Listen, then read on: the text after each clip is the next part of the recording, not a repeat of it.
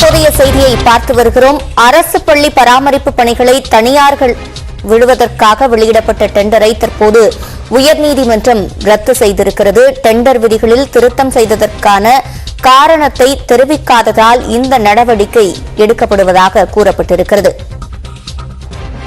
மேலும் அரசு பள்ளி பராமரிப்பில் தனியாரை ஈடுபடுத்தும் போது தமிழ் தெரிந்தவர்களை நியமிக்கவும் நீதிமன்றம் பரிந்துரைத்திருக்கிறது. தற்போதைய செய்தியாக பார்த்து வருகிறோம்.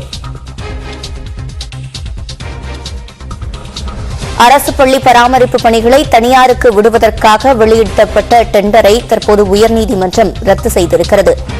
டெண்டர் விதிகளில் திருத்தம் செய்ததற்கான காரணத்தை தெரிவிக்காததால் இந்த நடவடிக்கை எடுக்கப்பட்டிருப்பதாக கூறப்பட்டிருக்கிறது. அரசு பள்ளி பராமரிப்பில் தனியாரை ஈடுபடுத்தும் போது தமிழ் தெரிந்தவர்களை நியமிக்க வேண்டும் என்ற பரிந்துரையும் வழங்கப்பட்டிருக்கிறது.